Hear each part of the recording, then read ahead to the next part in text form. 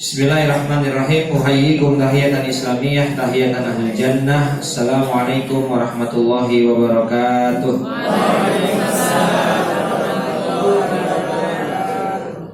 Alhamdulillah, alhamdulillahilladzi wa kafa, wassalatu wassalamu ala rasulil mustafa wa ala alihi ahli sidiki wal wafa. Rabbi shrah li sadri wa yassir li amri wahlul 'uqdatam min lisani yafqahu qawli, amma ba'd. Yang kami hormati segenap pimpinan cabang Muhammadiyah dan Aisyah Gamping, yang kami hormati segenap pimpinan ranting Muhammadiyah dan Aisyah se-Gamping, Bapak Ibu pengelola amal usaha Muhammadiyah Aisyah se-Gamping, dan jamaah yang dirahmati Allah Subhanahu wa taala. Alhamdulillah, senang sekali pada pagi hari ini kembali saya dapat bersilaturahim dengan Bapak Ibu sekalian dalam kajian Taman Syurga. Kalau untuk saya ini jadwal Taman Syurga yang ketiga Bapak Ibu, dan khusus untuk hari ini tema kita adalah mendidik generasi berakhlak Islam. Jadi temanya kan kalau hari ini tuh kalau nggak muamalah akhlak gitu ya. Nah, saya mikir opo iki ya, mendidik generasi berakhlak Islam. Oke Bapak Ibu, kita mulai kajiannya. Rasulullah sepertinya agak dilonggarkan ini. Saya soalnya kalau ngisi pengajian sambil duduk biasanya ngantuk Bapak Ibu, jadi saya pasti berdiri begitu. Rasulullah Shallallahu Alaihi Wasallam bersabda, "Kullu mauludin yuladu alal fitrah." Setiap anak itu dilahirkan dalam keadaan suci. Fa abawaihi yuhawidanihi yunassiranihi au yumajjisanihi. Maka orang tuanya lah yang bertanggung jawab. Dia bisa membuat anaknya menjadi beragama Yahudi, Nasrani, dan juga Majusi. Jadi Bapak Ibu, anak itu bagaikan kertas yang berwarna putih. Maka yang menggoreskan tinta di atas kertas itu adalah orang tua. Orang tua bisa menggoreskan tinta berwarna hitam, bisa menggoreskan tinta berwarna biru, bisa menggoreskan tinta berwarna merah, dan bisa menggoreskan tinta berwarna emas begitu.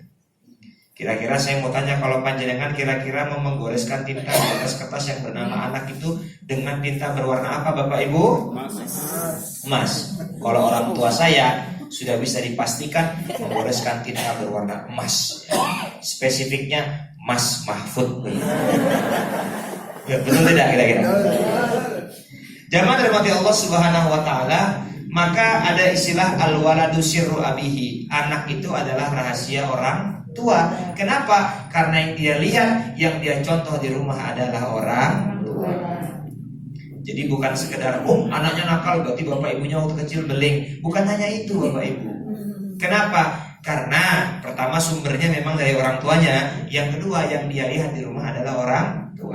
Cara makan, cara minum, cara berbicara, dan cara-cara yang lainnya semua ikut orang tua. Maka anak adalah cerminan diri. Anak adalah rahasia orang tua. Nah, Bapak Ibu, rumusnya di sini. What do you see become what do you think. Apa yang dilihat menjadi apa yang difikirkan. What do you think become what do you do. Apa yang kamu pikirkan menjadi apa yang kamu lakukan.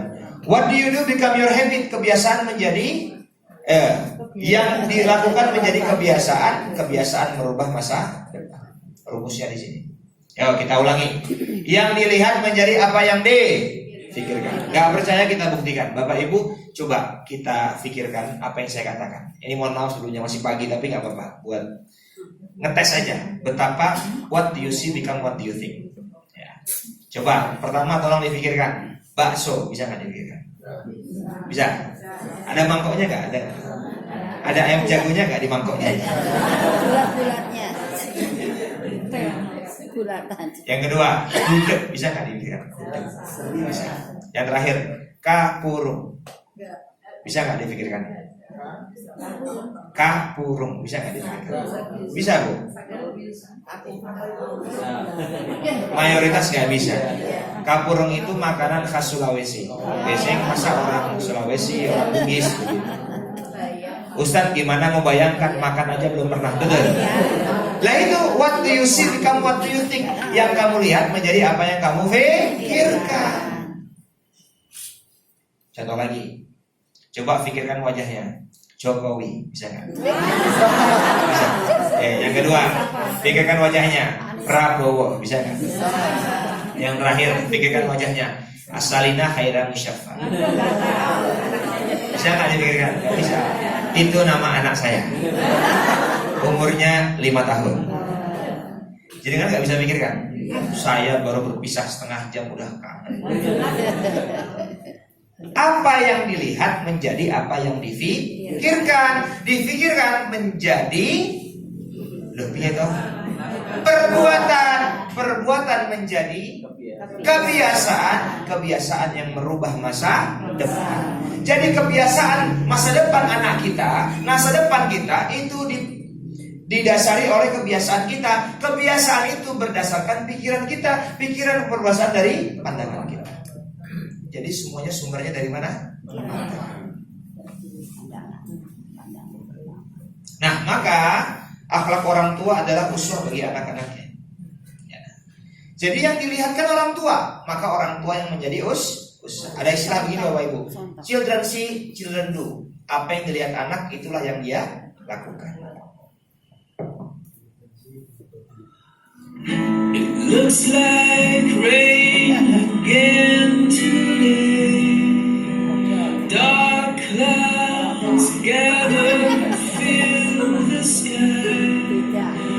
Don't know how to talk to you, just know how to say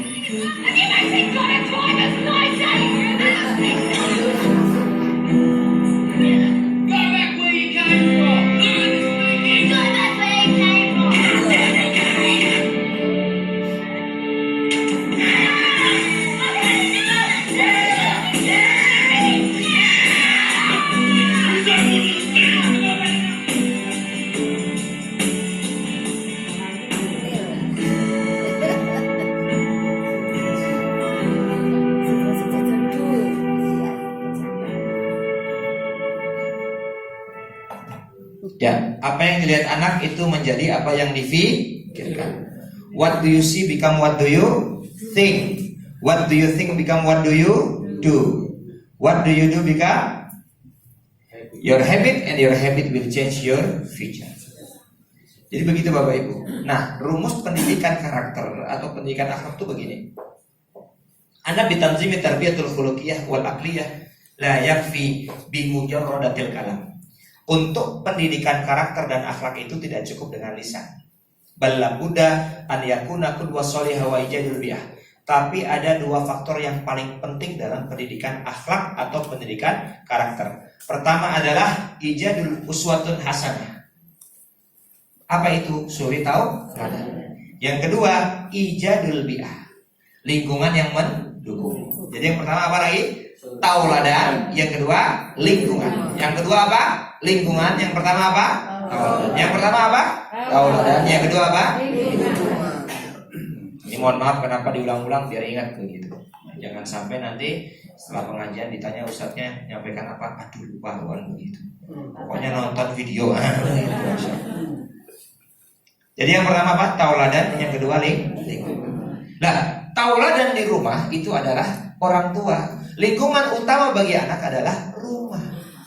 Maka ada istilah al-ummah madrasatul ula. Ibu atau orang tua atau rumah itu adalah sekolah pertama bagi anaknya. Dimanapun kita menyekolahkan anak kita, tetap lingkungan pertama bagi anak kita adalah rumah. Madrasah pertama adalah rumah. Berarti gurunya siapa? Ibu dan bapak, orang tua. Bapak Ibu, saya mau cerita kisah pilu dari sebuah pulau di ujung negeri kita. Ini tahun 2016. Saya dengan teman-teman kita ber-29 orang dari UMY pergi ke sebuah pulau namanya Pulau Sebatik. Ini salah satu foto kami di depan sekolah. Kira-kira saya ada nggak di situ? Ada nggak kira-kira? Yang mana? Yang tengah, betul. Saya yang tengah ini Bapak Ibu. Ya ganteng yang sekarang kan. Nah, di manakah pulaunya? Di sini Bapak Ibu. Iya. Jadi dari Jogja kami naik pesawat ke Jakarta, dari Jakarta kami pesawat Balikpapan, dari Balikpapan kami pesawat Tarakan, dari Tarakan kami sekitar 3 jam baru ke Pulau Sebatik. Saya capek ngomongnya begitu. Jadi kita naik pesawat 3 kali. naik speedboat 1 kali, baru tiba di Pulau Sebatik. Ini pulau paling utara Indonesia. Kalau di Zoom seperti ini Bapak Ibu, setengah pulau itu negara Malaysia, setengah pulau adalah negara Indonesia. Kami melakukan pengabdian masyarakat selama 2 bulan di sana. 2 bulan Bapak Ibu. Singkat cerita, salah satu program kami adalah mengajar TPA. Masalahnya adalah di masjid tempat kami mengajar itu tidak ada listrik. Di kampung itu belum ada listrik Bapak Ibu. Jadi listrik itu menyala jam 5 sore sampai jam 9 atau 10 malam. Itu pun pakai genset diesel kampung. Karena lokasi masjid agak jauh dan tidak ada listrik, maka kami mengajarnya maghrib sampai isya. Kenapa? Karena maghrib sampai isya di kampung itu ada listrik. Begitu. Jadi azan itu berkumandang sholat apa? Maghrib sampai isya doang. Selebihnya nggak ada listrik. Nah, Bapak Ibu, maka kami mengajar tuh. Murid-murid kami, anak-anak SD, berangkat sebelum azan maghrib, sholat maghrib berjamaah, TPA, sholat isya berjamaah, pulang. Nah, kami punya program. Programnya adalah kami tidak hanya ingin melakukan pendekatan kepada anak-anak saja, tapi juga dengan orang tua. Maka apa yang kami lakukan? Kami setiap hari mengantar 1 anak pulang ke rumah. Kenapa? Karena kita ingin bersilaturahim. Yang lainnya gimana Ustaz? Jalan kaki. Di sana itu alat transportasi utama adalah bicycle. Dan bicycle. Bapak Ibu Masya Allah, itu memang anak-anak tuh rumahnya jauh, gelap. Banyak di antara mereka tuh rumahnya di tengah kebun, dan itu biasa. Menariknya adalah suatu ketika kami mengantar 1 murid ke rumah.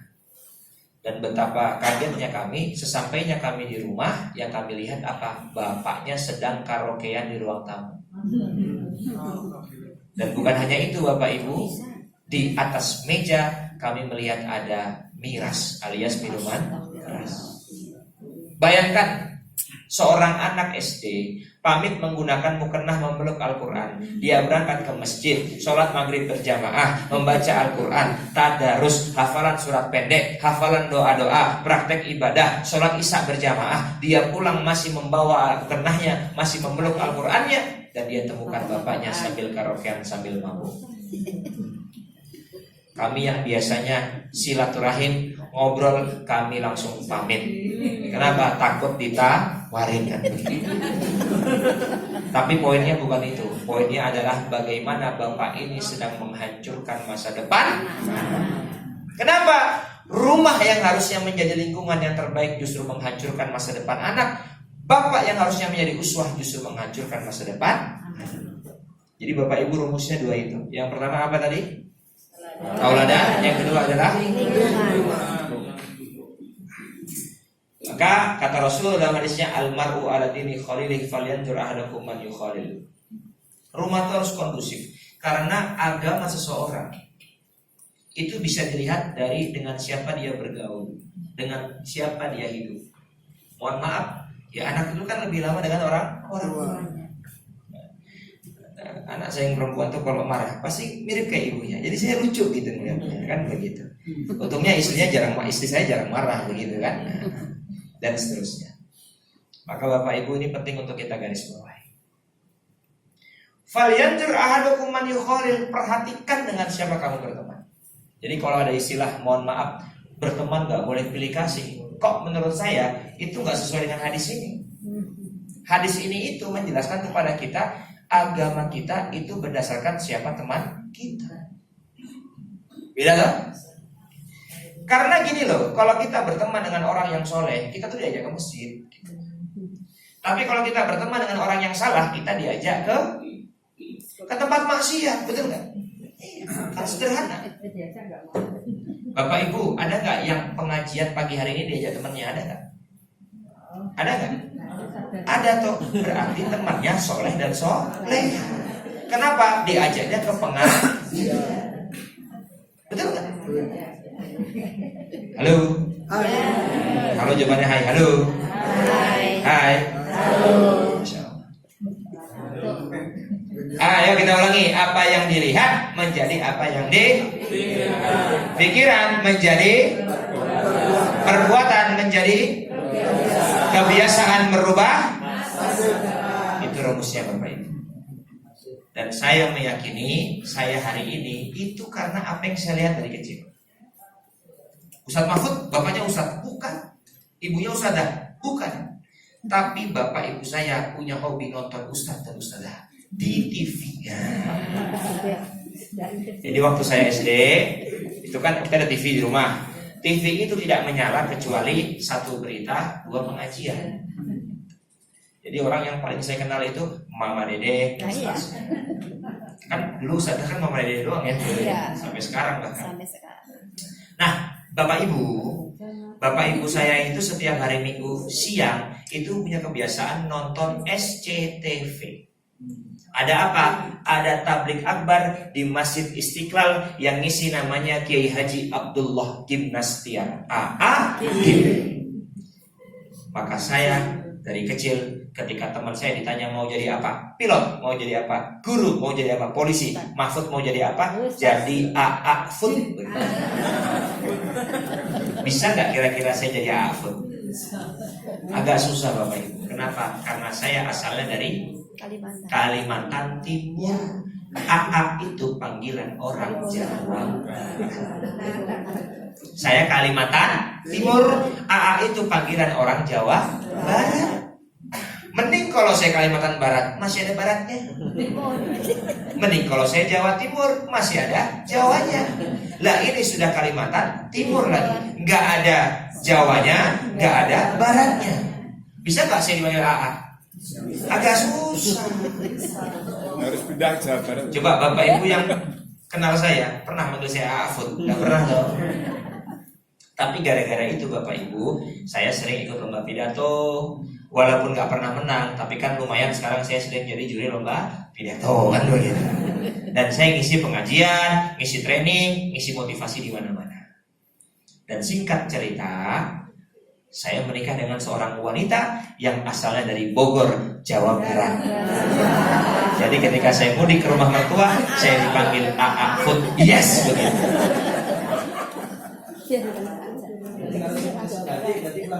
Nah, Masya Allah. Artinya apa?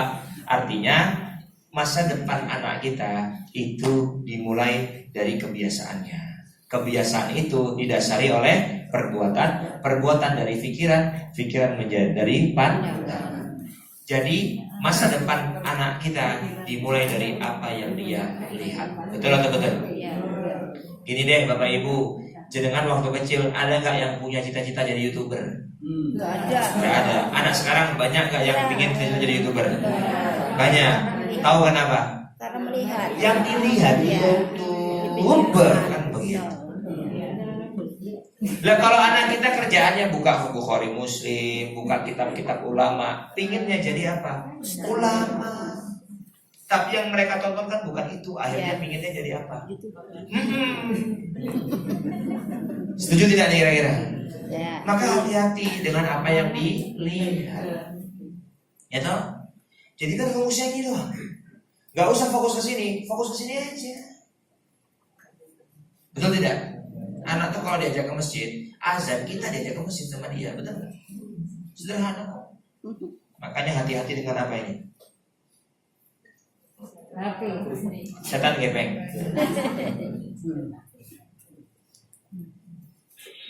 Nih ada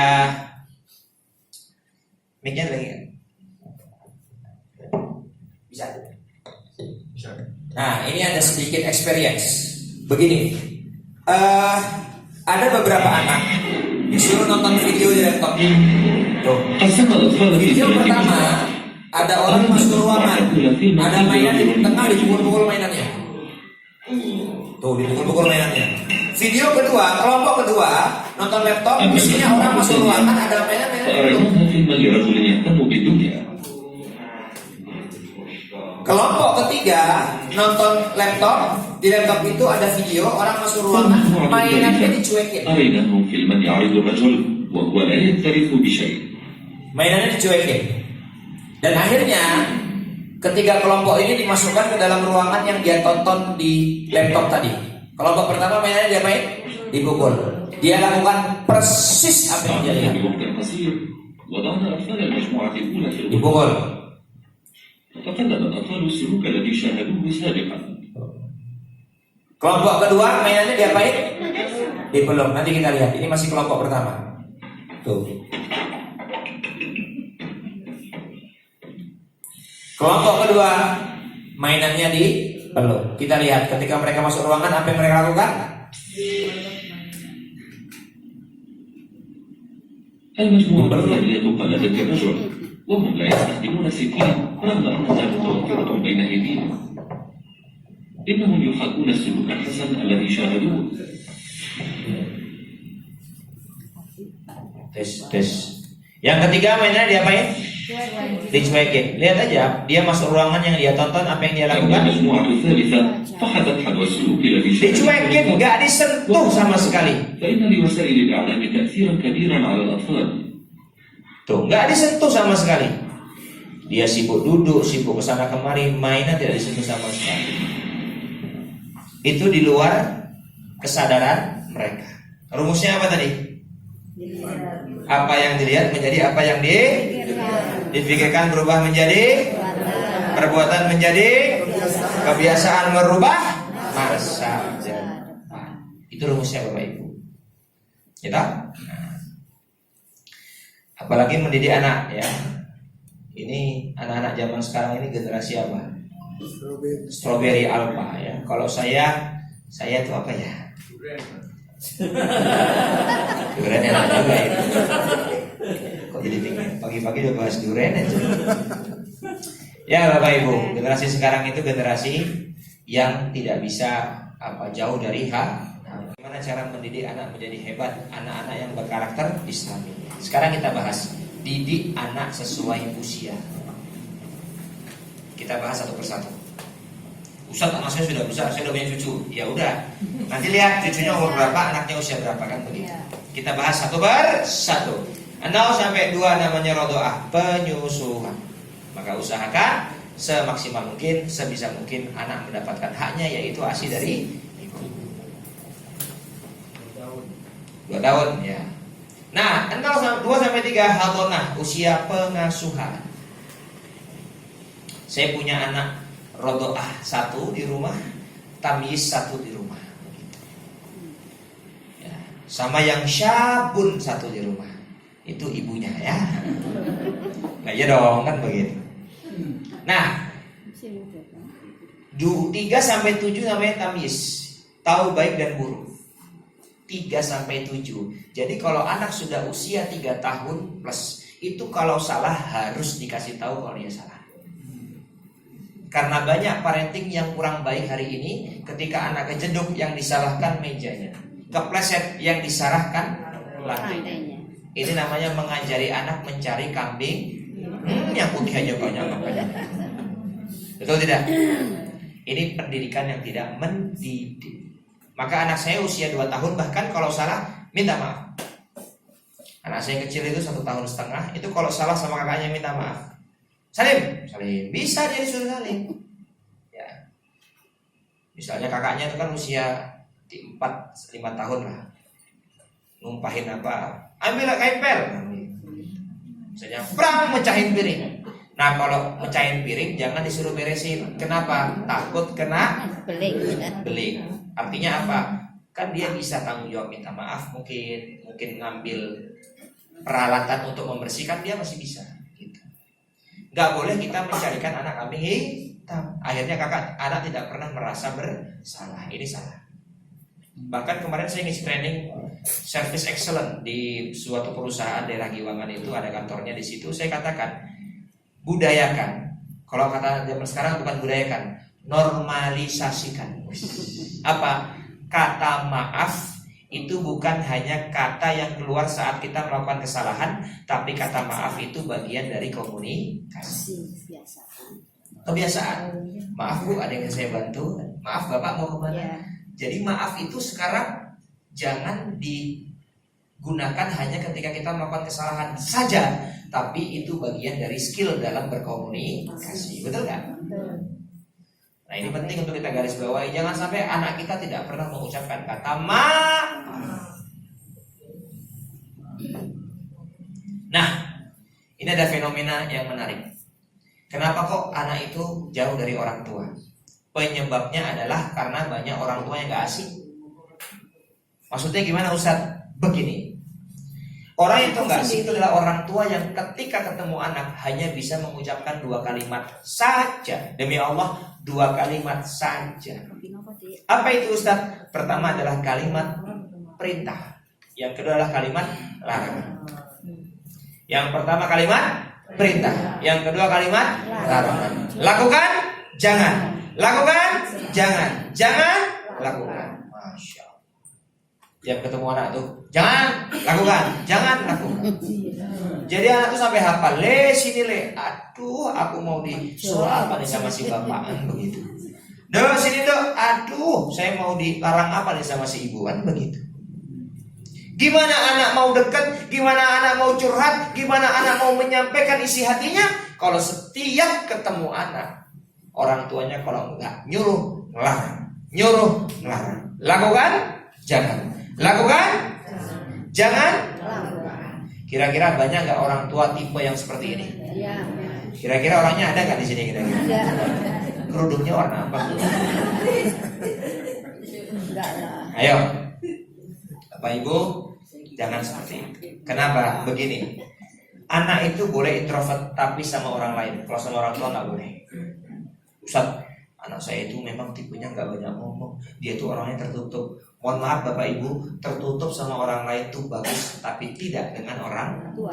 Sama orang tua harus terbuka semua. Nanti kan saya buka bagaimana Rasulullah memberikan kita contoh. Tuh. Oke, kita lanjut. Terus gimana Ustaz?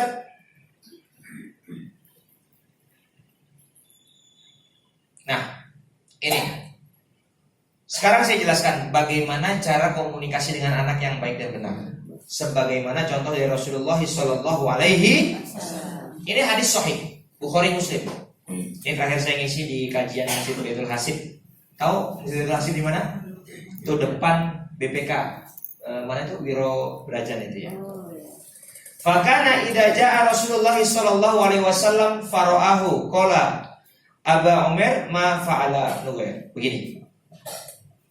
Rasulullah itu kan nabi, presiden, khalifah, pemimpin tertinggi umat Islam saat itu. Betul. Suatu ketika Rasulullah itu sedang berjalan.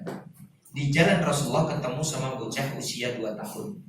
Bocah usia 2 tahun, panggilan kunyahnya adalah Aba Umar. Siapa namanya? Aba Umar. Nah, Bapak Ibu, kalau jenengan ketemu bocah usia 2 tahun, apa yang jenengan tanyakan? Namanya siapa, lagi apa, sudah makan belum, orang tuanya mana, betul? Nggak level, terlalu datar begitu. Coba apa yang ditanyakan Rasulullah? Ya Aba Umar, ma fa'ala Nughair. Hei Aba Umar, apa yang sedang dikerjakan oleh Nughair? Jangan tahu Nughair itu nama siapa? Nughair itu nama hewan peliharaan kesayangan Aba Umar. Bayangkan Aba Umar itu bocah usia 2 tahun, bukan anaknya Rasulullah, bukan keponakan Rasulullah, bukan cucu Rasulullah. Dia itu keponakannya sahabat namanya Anas bin Malik. Anas bin Malik itu punya keponakan namanya Aba Umar. Bayangkan seorang presiden, seorang khalifah itu sampai tahu nama hewan peliharaan kesayangan Aba Umar. Bocah usia 2 tahun. Artinya apa? Cara berkomunikasi yang baik adalah mulai komunikasi dari sesuatu yang disenangi, dicintai orang yang kita ajak komunikasi, gitu loh. Mau ketemu anak, lakukan, jangan. Gimana mau curhat? Betul nggak? Coba jangan. Kalau ketemu teman akrab banget, pasti nggak. Gimana kabarnya, sibuk apa hari ini? Nggak mungkin ngomong gitu, betul nggak? Teman mancing misalnya, ketemu yuk, gimana kemarin mancingnya, ya toh? Dapat berapa kan begitu? Temannya suka nonton MU begitu. Tahu-tahu selamat ya semalam menang gitu. Ya toh? Lah jangan punya teman kerjaannya masa bareng ketemu, pasti nggak mungkin nanya kabar toh. Kita mau masak lagi, masak apa? Jangan begitu. Itu orang kalau diajak ngobrol dari sesuatu yang dia senangi, pasti semangat, betul nggak? Cari tahu, ya tahu tuh kemarin di sini tuh nyata harus ngomong. Ya toh? Loh, jangan sampai kita sebagai orang tua nggak tahu kesenangan anak kita apa, nggak tahu anak kita tuh hobinya apa, favoritnya apa. Cari tahu Bapak Ibu, karena itu anak-anak kita. Ya. Makanya kenapa anak kita lebih senang ngobrol sama temennya, bukan hanya karena seumuran, karena temennya tuh nggak pernah nanya kamu apa, udah mandi belum, udah sholat belum, enggak. Pasti nanyanya yang ya tuh senang itu. Bukan tidak menasehati, tapi kita memulai pembicaraan dari sesuatu yang dia senangi, kan begitu. Lah ibu, kalau jangan punya suami hobinya mancing, jangan ngajak, jangan nanya yang lain, nanya dulu. Gimana kemarin dapat berapa? Oh, kemarin alhamdulillah mancingnya banyak begini. Oh begitu. Terus gimana? Gitu. Gimana Bu? Ini loh bulanannya sudah habis. Oh iya ini. Jangan ujuk-ujuk bulanannya. Iya. Lah ibu itu loh kalau diajak ngobrol kan lebih senang diajak ngobrol sesuatu yang disenangi itu. Nggak ujuk-ujuk ditanyain yang to the point, betul tidak? Basa-basi itu skill dalam berkomunikasi. Tuh. Kan banyak anak gimana mau cerita sama orang tuanya tiap ketemu, lakukan, jangan, lakukan, jangan, lakukan. Gimana? Contoh lagi. Rasulullah itu. Oh nanti aja deh. Nanti ada di remaja ya. Nah, selanjutnya ini penting. Ini penting sekali karena banyak orang yang berpikir parenting itu. Saya ini sampai mana nih? Sini masuk nggak Pak? Nggak. Sudah Pak. Saya di sini aja Pak. Parenting itu banyak yang berpikir orang tua dengan anak, padahal tidak sederhana itu. Coba lihat ke sini. Ayah yang baik itu dimulai dengan menjadi suami yang baik. Ini penting saya jelaskan. Kenapa? Begini. Banyak masalah di rumah itu bisa diselesaikan oleh istri. Tapi ketika istri sudah tidak bisa menyelesaikan masalah itu, maka the last king bos terakhir adalah bapak yang harus turun tangan menyelesaikan masalah di rumah. Betul atau betul? Maka bapak tuh orang yang harus paling dihormati di rumah itu. Masalahnya, banyak anak tidak hormat sama bapaknya. Betul atau betul? Kenapa? Penyebab kebanyakan karena ibunya. Dengarkan dulu sampai selesai penjelasannya. Jangan protes dulu Bu. Oke? Contohnya gimana? Contohnya begini. Kamu ini dikasih tahu nggak bisa persis kayak bapaknya. Kerjaannya main terus persis kayak. Dikasih tahu nggak empan-empan persis kayak. Jadi banyak aib seorang bapak itu dibongkar oleh betul atau betul?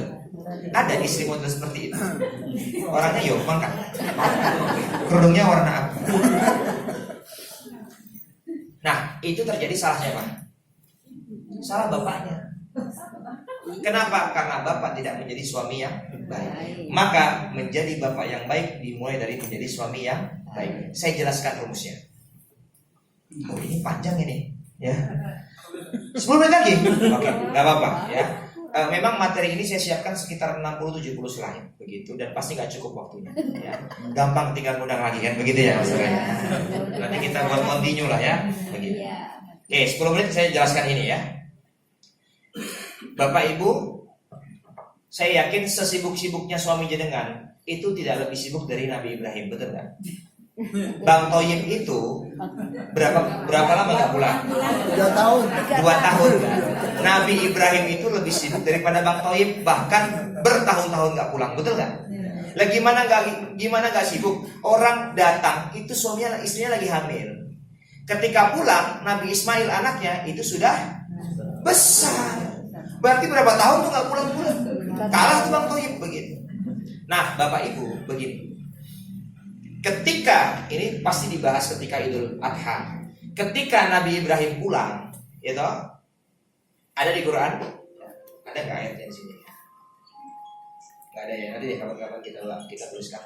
Ketika Nabi Ibrahim pulang, apa kata Nabi Ibrahim? Ya bunayya, wahai anakku, inni ara fil manam, aku melihat dalam mimpiku, anni adbahuka, aku diperintahkan oleh Allah menyembelih. Fanzur mada taro, apa pendapatmu? Gitu. Ya saya terjemahkan biar lebih gampang lah. Apa kata Nabi Ismail? Ya abatif al-madza tu'mar, wahai ayahku, lakukan apa yang Allah perintahkan. Satajiduni insyaallahu minas sabirin, insyaallah kau akan mendapatiku menjadi orang yang bersabar. Kok bisa ada seorang bapak yang nggak pulang-pulang bertahun-tahun dari istri hamil sampai anak besar, kok bisa pulang-pulang sampai rumah anaknya mau disembelih? Dan gak sampai di situ, kok bisa anaknya mau? Kok bisa anaknya patuh? Coba kalau seandainya itu anak jenengan Pak, jenengan 10 tahun itu 15 tahun nggak pulang, jenengan sekali pulang sini mau tak sembelih, gimana jawaban anak jenengan? Betul nggak? Apa? Bapak Ibu tahu rahasianya apa? Karena ibunda Nabi Ismail itu menjelaskan bapakmu tuh Nabi, bapakmu tuh orang baik, bapakmu itu orang soleh, dia itu tak pernah berbohong, sangat bijaksana, sangat cinta kepada kita. Beliau itu tidak pulang karena beliau mengemban amanah dari Allah Subhanahu Wa Taala. Beliau itu orang yang baik, orang yang soleh, orang yang gitu lah pokoknya, begitu loh. Jadi ibu menceritakan kebaikan seorang bapak. Banyak loh, saya nggak tahu ya jenengan mungkin ada yang seperti itu, tapi banyak loh anak-anak yang hidup tanpa bapak, tapi dia sangat yakin, sangat kagum sama bapaknya. Padahal dia itu ditinggal bapaknya bahkan ketika sebelum lahir, bahkan ketika masih kecil, dia nggak lihat sosok bapaknya, tapi dia kagum sama bapaknya, betul nggak? Kenapa? Karena istrinya. Karena ibunya. Tapi masalahnya ibu-ibu, istri-istri hari ini banyak yang bukan menyampaikan kebaikan ayahnya, tapi kejelekan ayahnya. Betul tidak? Kamu tuh dikasih tahu enggak, mempan persis kayak kamu tuh kerjaannya malam-malam keluyuran persis kayak. Nah, kenapa kau banyak istri seperti itu? Karena, nah ini kenapa saya katakan salah bapaknya? Karena banyak bapak yang tidak menjadi suami yang baik.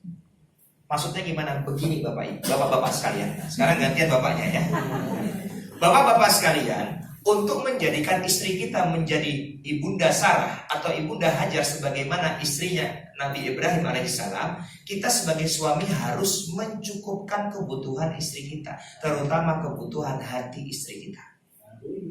Ini yang masalah Bapak Ibu. Kenapa kok masalah begini? Laki-laki itu sehari berbicara 8.000 kata, kecuali Ustadz. Kalau Ustadz bisa beribu-ribu kata. Loh saya itu ini yang kedua. Tadi subuh saya ngisi sejam, sekarang ngisi sejam. Nanti jam 10 saya ngisi sejam. Nanti sore ngisi satu jam. Tarawih 15 menit. Itu berapa kata saya kan begitu. Nah, laki-laki normal. Berarti saya nggak normal. Saya normal juga ya. Itu kan kebutuhan kan begitu. Ya kalau nggak ngisi saya tenang. Gitu ya Mas Toro ya, betul ya. Toro ini buktinya kan begitu. Saya itu pendiam ya kan Toro. Mohon kerjasamanya ya. Bapak-bapak sekalian, perempuan itu sehari berkata 20.000 kata. Sedangkan suami laki-laki itu 8-7.000 kata. Masalahnya di sini, perhatikan. Bu, punya nggak suami kalau di rumah diem aja? Punya kan? Ada. Banyak ya. Kenapa kok bisa seperti itu Ustaz? Karena 8.000 kata yang dimiliki oleh laki-laki sudah habis di tempat dia kerja. Dia berangkat pagi pulang sore, itu 7.000 kata itu sudah habis. Maka sampai rumah tinggal 0. Masalahnya di sini Pak. Jenengan pulang, istri jenengan masih full 20.000 kata. Betul Bu? Dan istri yang sehat secara mental adalah istri yang serius. Jenengan itu kalau diem antara sakit sama stres gitu.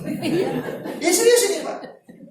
Maka untuk mencukupi kebutuhan hati istri jenengan, maka jenengan harus menyiapkan telinga jenengan untuk mendengarkan kelah kesah. Keluh kesah istri jenengan. Betul kan? Tapi masalahnya itu tidak mudah. Ini masuk ke psikologi laki-laki dan perempuan. Karena kenapa? Begini. Perempuan itu otaknya otak curhat. Kalau ada masalah diceritakan semua. Laki-laki enggak. Laki-laki itu biasanya curhat ketika masalahnya sudah selesai. Beda toh? Perempuan ketika curhat cuma butuh satu, didengarkan. Laki-laki otaknya otak solusi. Maka ketika istrinya curhat, laki-laki otaknya muter nyari solusinya. Betul tidak? Contoh, istrinya curhat, Pak, aku capek ngurus anak, ngurus rumah berantakan, anak berantem, pusing. Suaminya bilang apa? Ya sudah, besok kita bayar orang buat bersihin rumah. Apakah solusi? Enggak. Jadi selama ini ceripayahku kamu hitung sebagai pembantu. Betul tidak? Jangankan istri, istri ustadz yo. Oh enggak, istri saya. Nah, benar ini Bapak Ibu. Jadi bapak-bapak mohon maaf ya, kita memang harus seperti itu. Saya baru tahu ternyata begitu. Kenapa kok istri mencurahkan isi hatinya kepada anak dalam bentuk tadi kata-kata negatif, kamu persis kayak bapakmu, kamu begini, bapakmu sudah kayak gini, itu. Karena memang suami gak pernah menyiapkan telinga untuk lisan istrinya. Begitu. Saya semenjak tahu ilmu ini Bapak Ibu, saya berusaha walaupun gak tiap malam. Saya berusaha sebelum istri saya tidur, kita ada namanya pillow talk, ini penting. Apalagi jenengan yang sudah tidak muda lagi kan berarti tidurnya cuma berdua toh. Kalau saya kan ada si kecil di sini, ada si kakak di sini, wah belum berantem begitu. Saya harus turun ke bawah begitu. Tapi ada namanya pillow talk. Ini kunci kebahagiaan suami istri. Apa itu? Obrolan di atas kasur. Pillow itu kan artinya apa? Bantal. Talk itu apa? Tok. Bukan talk itu apa? Obrolan. Kenapa itu penting? Masalahnya di sini Bu. Masalahnya di siapa yang suaminya diajak ngobrol 2 menit sudah tidur? Berarti itu sama seperti saya. Wah saya kalau capek banget, susah banget. Jadi istri kan, kalau istri saya kan harus pupuk anak dulu, nenek dulu yang bayi dan begitu. Tapi bapak ibu ini penting. Maka kalau saya pribadi, saya berusaha, nggak tiap malam, tapi saya berusaha, saya duduk. Kalau pillow talk, saya nggak tidur, saya duduk. Kenapa? Kalau saya berbaring, bismillahirrahmanirrahim. Saya jamin itu 100%. Jadi saya apa? Duduk. Saya beli, bahkan ini kan saya punya kebiasaan sambil nonton sambil nyetir terus dengerin kajian gitu. Jadi ini saya dapat dari kajian Ustaz Bedri Zaisur Rahman. Beliau itu pakar parenting. Bahkan di saat saya mendengarkan kajian itu, saya langsung berhenti di depan toko kosmetik Bapak Ibu. Tak tanya, Pak mau beli apa Pak? Waktu main laki-laki toko kosmetik. Saya mau beli hand body. Apa? Hand body itu apa ya? Ya, pelembab. Buat apa Pak? Wis Pak, yang penting yang paling harum buat pijit istri saya begitu. Saya punya kebiasaan seperti itu. Jadi saya pijit sambil dengerin dia curhat.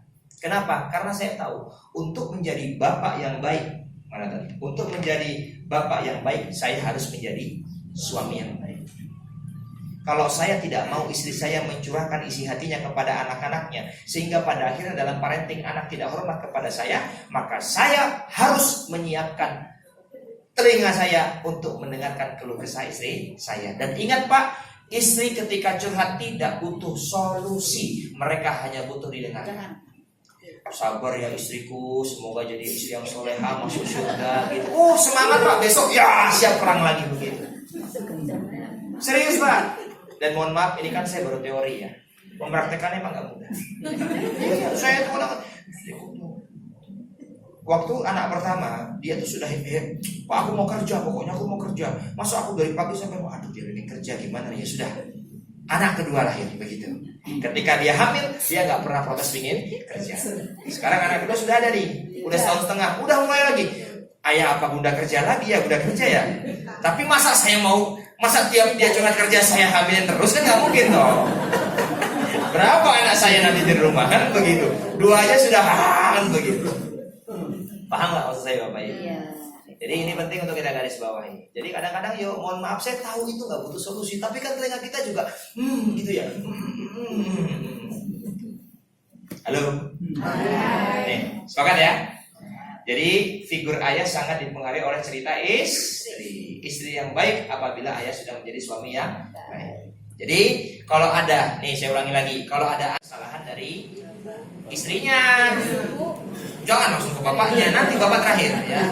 Dari istrinya atau ibunya. Kenapa? Karena ibu banyak sekali membongkar aib suaminya di depan anaknya. Nah, ibu yang curhat itu kepada anaknya salah siapa? Salah ayahnya, karena ayah tidak menjadi suami yang baik. Artinya apa? Dalam konteks parenting, menjadi bapak yang baik itu dimulai dari menjadi suami yang baik. Betul nggak Bu? Kan begitu. Itu ya. Sudah episodenya Master. Baik. Itu saja. Nanti akan kita kita lanjutkan di pertemuan-pertemuan selanjutnya. Burung irian, burung cendrawasih. Cukup sekian. Terima kasih. Assalamualaikum warahmatullahi wabarakatuh. Waalaikumsalam.